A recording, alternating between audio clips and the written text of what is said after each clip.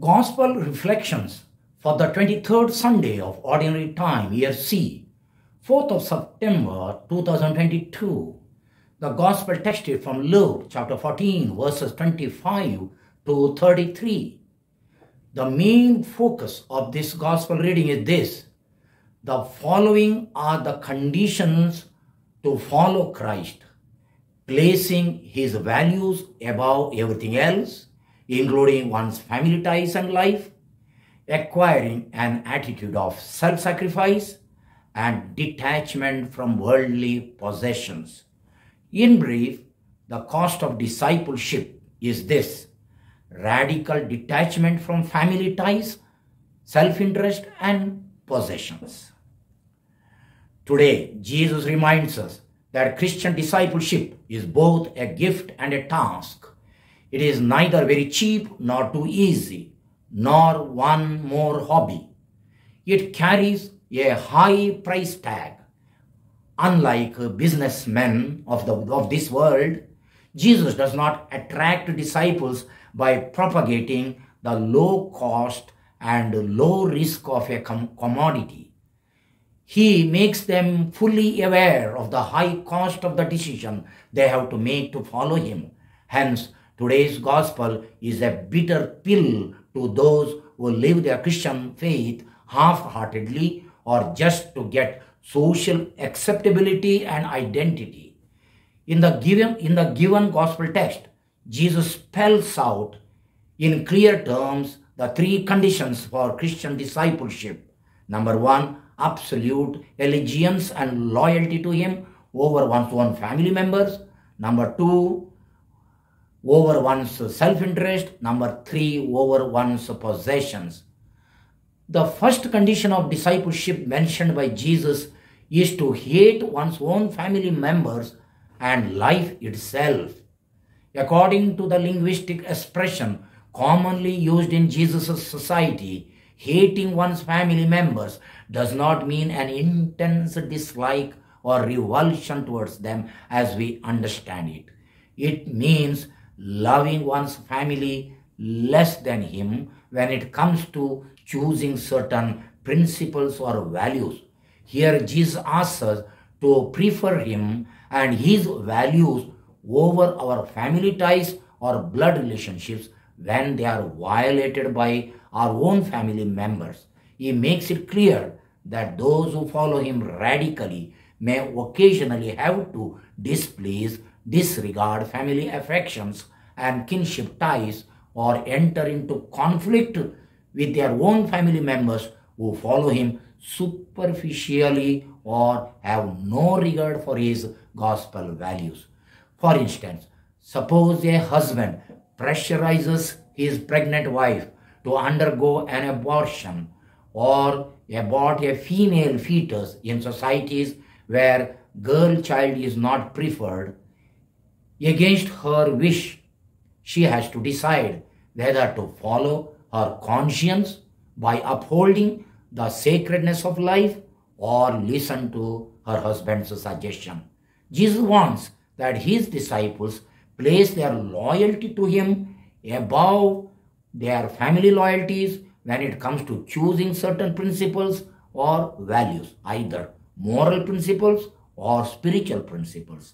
Are we ready to face the displeasure and opposition of our family or community members by not following their advice, lifestyle, or behavior when we in conscience think it goes against Christ or his values? This can happen not only in families but also in religious communities and in priesthood, since religious life is a radical way of following the Lord.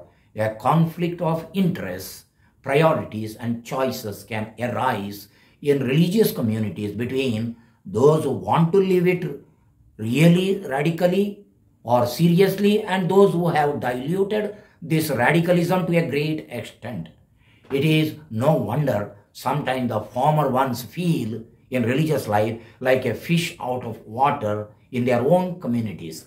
They may feel left out, sidetracked, or unwanted, or may be labeled holy, pure, saintly, arch-conservatives, etc.?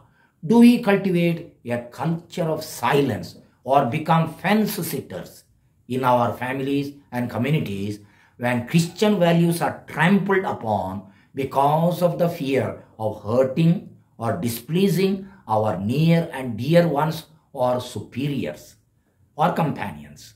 The second condition put by Jesus is to follow him by carrying the cross. This refers to the renunciation of self-interest and our willingness to make sacrifices for the sake of the gospel. The cross symbolizes all the hardships, humiliation, and sacrifices involved in following the Lord in a radical manner. It is precisely when we decide to follow him radically by preferring him over blood relationship, the shadow of the cross follows us. We become objects of ridicule, criticism, opposition, etc. Do we try daily to die to our self-interest and allow God to be our greatest driving force? Next, through two brief parables of the tower builder or house builder and the warring king, Jesus explains that Christian discipleship is like building a tower or house and fighting a war, both of which need careful planning, preparation, sufficient resources, and perseverance. The same thing is true about a battle against all anti-kingdom forces. He asks his disciples not to follow him under a sudden impulse or emotion, but with a mature deliberation and calculation. We should have enough spiritual resources to walk till the end, till the way of the cross. A half-hearted Christian may become a laughing stock, like the foolish house builder who left the building half done due to his miscalculation of the actual cost. In another sense, a Christian disciple who leaves his house half complete when he or she just avoids committing serious sins but does not do any good to those from whom nothing is expected in return. Does not do anything good to those from whom nothing is expected in return. What Jesus means is, if one is not in a position to complete the journey of discipleship, it is better not to begin it at all. There is no room for half-hearted following. It is all or nothing. All or nothing. When we apply this gospel to our own states of life, it warns us to count the cost carefully before launching into married life, ordained or religious life, or before assuming major leadership roles. Let us recall to mind the initial enthusiasm we had when we first got married or entered into religious life or joined an organization. Perhaps after facing trials and hardships, or by seeing our expectations not fulfilled, we have become cold and indifferent over the years. Jesus instructs us to sit down and calculate the cost, that is, reflect whether we have sufficient resources, that is, sufficient psycho-spiritual energy to persevere and complete our life's mission till the end with a sense of fulfillment and commitment. Any half-heartedness or serious infidelity to our vocation leads to betrayal of relationships and trust others put in us, as well as consequent ridicule by the public. Are we not accountable to God? Do we sidetrack Christ's uncompromising demands and try to follow a little sweet Jesus? A little sweet Jesus. A prayer. Jesus, may my decision to follow you in my own state of life be deliberate, mature, and well calculated, no matter what the cost is or how heavy the cross is. Deliver me from all half-hearted and mediocre commitments.